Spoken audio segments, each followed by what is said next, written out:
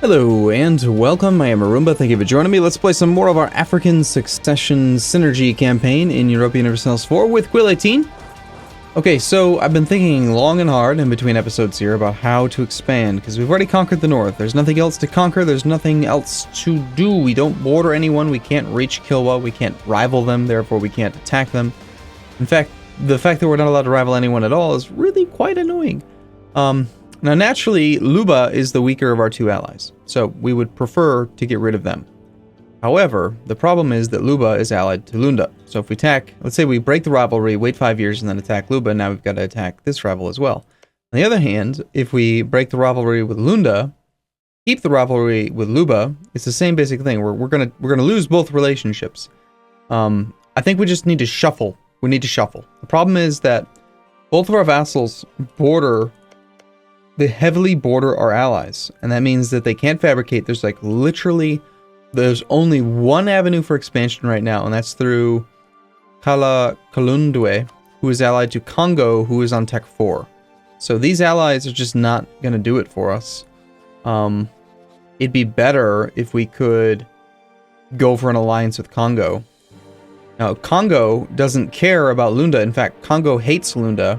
So I think what we'll do is we're going to go ahead and we're going to say we want Lunda. We're going to see what you want. You want these two? Well, we want these three. Congo also wants these provinces here. Just make sure that we don't want the same ones so we can stay friends. Let's say that we want all of this. And then I think we're just going to dump both relationships. Sorry, goodbye. It's been nice knowing you, it was fun. And that means that now Congo is going to want to become our friend. Congo, we are only going to build up favors at a rate of 1 per 2 years, so it'll be a while, but we can attack, in 5 years we can attack Lunda. Royal marriage offer from Congo. Royal marriage offer from Lunda. Lunda we say no to, of course. We still have too many diplomatic relations according to the game. We have military access through some nation. Put ourselves in charge there so that we're doing okay on attrition. We'll decline the royal marriage for now because I don't know if it's going to be permanent. And we will cancel our military access down here, putting us back below the relationship limit. So Congo plus our two vassals might be enough. What this does now is this allows us to tell our vassals, hey, we want you to fabricate on all this stuff. And to get them started on it. Now, I don't believe that we can fabricate claims, because technically, well, this sea tile, Lake Tanganana, that one, we'll see. Let's build a spy network and see if it's even possible. The fact that it doesn't say, like, needs to have a neighbor makes me think that yes, we can. Playing on speed 5, I'm not sure why. Our truce with Choctaw has expired. Okay, that was our vassal. Now, we are going to integrate Kazemwe because they are a bit unruly. They're just a bit too large. They cause too many issues. Integrating their lands, unfortunately, would increase autonomy. Well, actually, their autonomy is pretty crap in a few provinces. 97%. But, hey, military tech 4. By all means, we'll take it. That puts us a military tech level ahead here and here. That's great. We do have a 5-year truce to consider. Unfortunately, if we were to try to attack this guy already, that would break up our alliance with Congo, so that's not really going to be an option just yet. But if we attack Lunda, with Congo being pulled in on a territorial claim, actually we might be able to do that right now. They have a truce with Lunda until a while from now. They're also interested in land in Cuba, which we have no... Okay, they have a truce there. And they're interested in this guy down here. And yet again, they have a truce. They have truces with everybody. That seems fine. Do we accept the demands and gain loyalty of the nobility? Or do we say, no, I think we accept the demands, sadly. Ask for some monies. I think we do. The nobles, the estates are all quite loyal. Some of them control a little bit more land than they really need to. Let's take a look at autonomy. We've got a province with 90% autonomy, but it should show. I personally feel like the local autonomy tab should show a column showing whether or not it's owned by an estate. Because like 90% autonomy, my immediate thought is that's bad. But my secondary thought is, well, what if a nobility, like what if the nobles own it? In which case, that's fine. We will totally grant another generalship because there's no reason not to. We ended up with a 1-1-2-1. Okay, so we've got a siege guy. He's all right. Not going to complain too much. We're losing some money. We have no corruption, so that's nice. State maintenance. Our advisors are a little bit expensive. We'd like to change over our focus if we could. We can do that in 85. We don't want to get too far ahead on military tech. We need to stay equal, otherwise corruption starts to get very expensive. And we actually recover prestige at a remarkable rate. National epic, inspiring victory, rite of passage, and it's decaying because it's negative. So these things are all good. Our prestige is coming back. We'll be able to keep our vassals very, look at that. Wow, all of a sudden they're like really happy with us. They were both around like 48%, now they're much higher. So do we integrate you? I think we do. January of 82, 5 years to integrate. I mean, they're already both getting started fabricating claims, and we won't inherit those claims, which is sad. But we're already working on building up our own spy network. So I guess we'll find out next month if we're able to fabricate on this guy. Yes, we can. We can get a claim on Hemba. It's only one. Do we want to,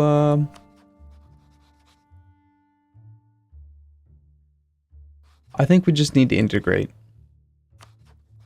We can actually integrate both at the same time.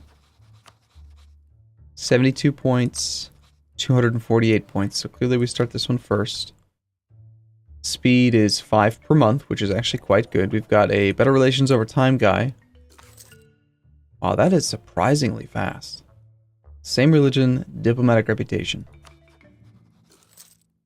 Well, there goes all our diplo points. 5 per month when we're only generating 6. Alright, well at least we're going to continue to gain.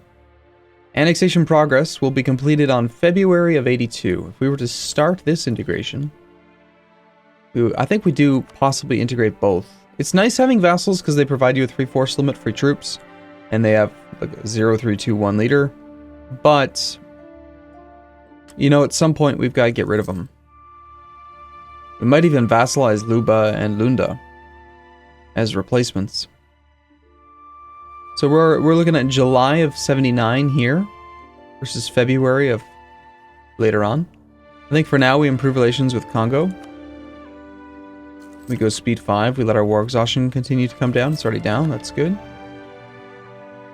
We've been discovered in Luba. Well, let's fabricate our claim, just for the sake of having it, and then, other than that, we will build spy networks against the people we're likely to be at war with. Slow the game down. Okay, the riches of the clergy. The clergy lose loyalty. Right now they are at 49%. We gain ducats. They also lose influence, which would affect our national tax modifier. Or we could do this and have them gain both. I like that better. And we've gained conquest against you. The nobility are at 87%. I'm not really too concerned about that. We have a modifier slipping away in 85, so it shouldn't be a problem. We could also revoke territory from them because they are loyal.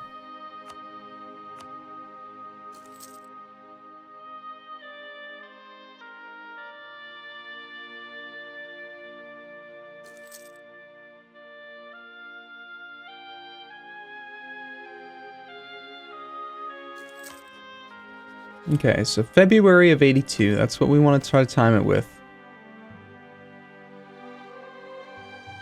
Lose 3,000 main power and gain settlers. No. We've already kind of done the math on how that's a bad idea, I think. Not without a colonist. I mean, 300 settlers is a great boost, usually, especially if you have a colonist to work with, but it's rather unfortunate. We'll stay at 0. Also, we may want to buy down inflation a little bit. I think we shall. We're not going to be doing any administrative spending for a little while. Okay, June of 80. Speed 5 while we wait for these to sync up. I wish this thing updated dynamically. You've actually got to open it and reload it every month. October of 80. We've still got plenty of months that we can wait. Here, let's just figure out exactly how long. So right now it's December of 80 versus February of 82. So we have at least 1 year. So let's go until August of next year doing nothing but improving relations and recovering manpower. And that's it.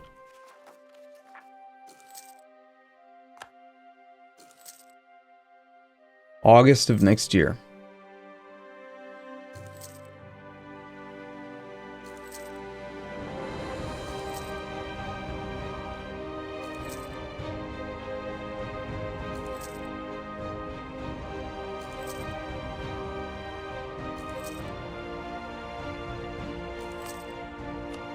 Okay, back to Congo, and then let's reassess the integration of this other guy. It's a shame that they are, doing their stuff with claims. So December of 81 versus February of 82. Looks like 3 per month. 3 more months.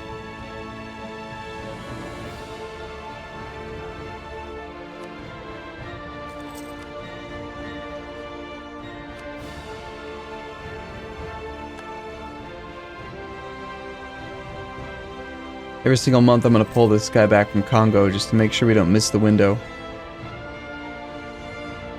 We'll still be able to do it, even if... March of 82. So yeah, still end up messing it up. Damn it. I was supposed to do it before the end of the month, and I waited to the end of the month. Crap. Anyway, we'll still be able to do it because we're going at 5 per month. It'll just slow down to 2 per month, so that last little bit will take an extra month or 2. Oops. Messed up. So, but yeah, we just integrate them both. It's a shame that we don't get their manpower or their claims. We have a truce that expires. Wonder what would happen if we were to declare a war using the claims that they provide us with. And then we integrate them. Like, what happens to those claims? They disappear, right? Because the entity that owned them doesn't exist. So then would we be ending up paying full Diplo points for stuff? Vassal, build spy network. We're going to continue to try to build this spy network even though we might get caught. So we're going to want claims on these guys. We really only need 1 claim on both. Oh my god, we're dead already! You're kidding. No way!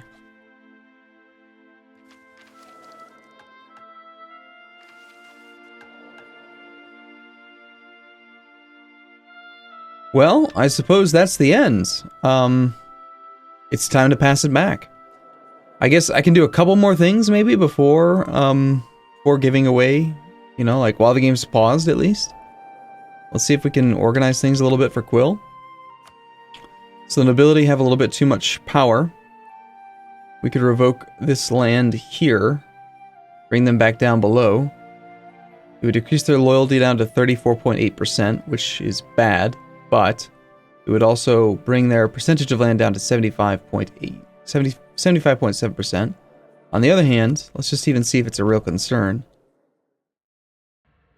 In 85, so in 4 years, and it's currently growing, yeah, it's definitely a concern. So I think we need to just kind of guide his hand a little bit. We will revoke this province.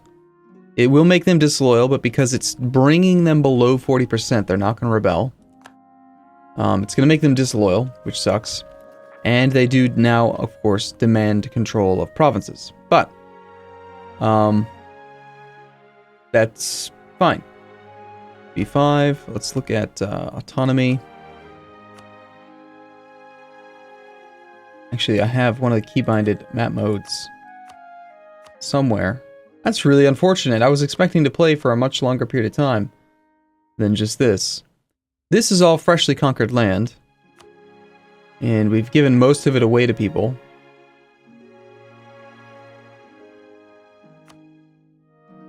%33% autonomy over here.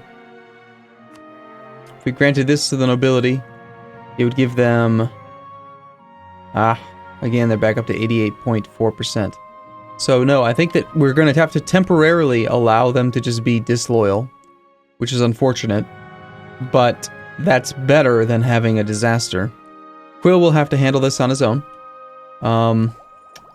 We did lose stability because I made myself into a leader, which is kind of silly. I'll leave it up to him if he wants to come back up from -1 stability. Also, he has low legitimacy.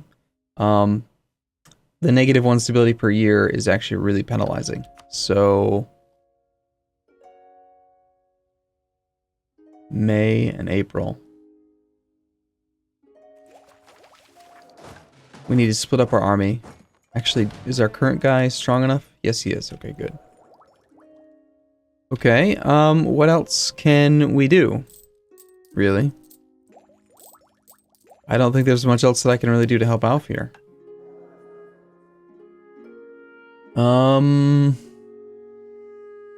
That's unfortunate. The plan was to finish the integration in just a few months. I'll just say my thoughts so that hopefully he can watch the last few minutes of this episode and kind of get an idea. The plan was to integrate these two guys. We have one claim on you, one claim on you. These guys are allied together, right? But they're only allied this way. This guy's got an extra ally up here in Cuba. So we attack Luba.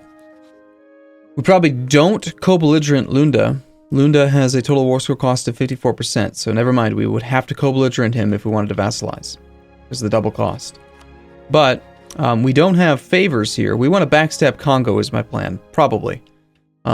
We can't stay friends with Congo. Congo's like France. We have to kill France. So, but we want to backstab him, so we would bring him in on a call to war against Lunda as soon as his truce is up. Which is now. So he could be called in now on a promise of territory here.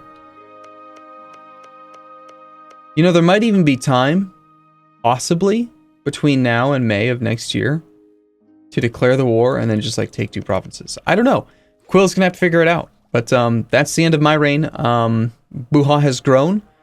We don't really have too many problems with rebels. We've got... Things are looking pretty solid. So, alright, I'm going to save the game, pass the file to Quill, and we'll see how things go. Thanks for watching, everyone. I look forward to seeing you on my next rule. Make sure to check out it from his perspective tomorrow, same time and same place. And I'll see you soon.